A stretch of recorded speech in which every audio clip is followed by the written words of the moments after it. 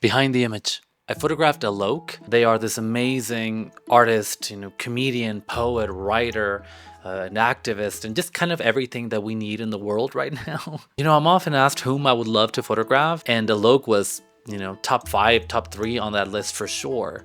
Everything that they say, the way they use words is so beautiful and, is so healing or thought provoking or hilarious or all three usually at the same time somehow. And they're currently touring with their stand up and they were going to be in Mexico City and I was going to be in Mexico City and I was like, is this something that could happen? We'd never met before we made these images. And so it was lovely to just be able to connect.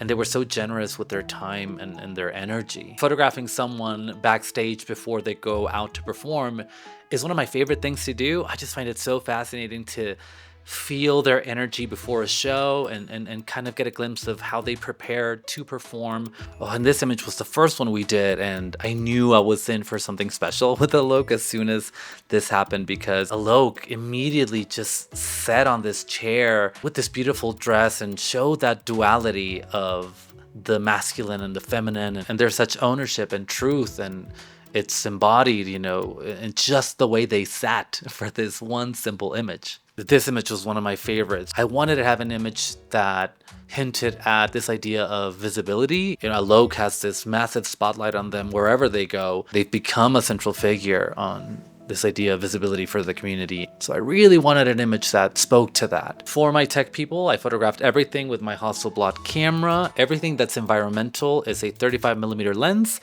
and the studio portraits were on a 50mm lens. For the environmental, I had one lighting assistant who was just hand-holding a Profoto A2 light with a diffuser, an octabank, and just kind of, trying to give Alok a nice, soft, flattering light, no matter where we were.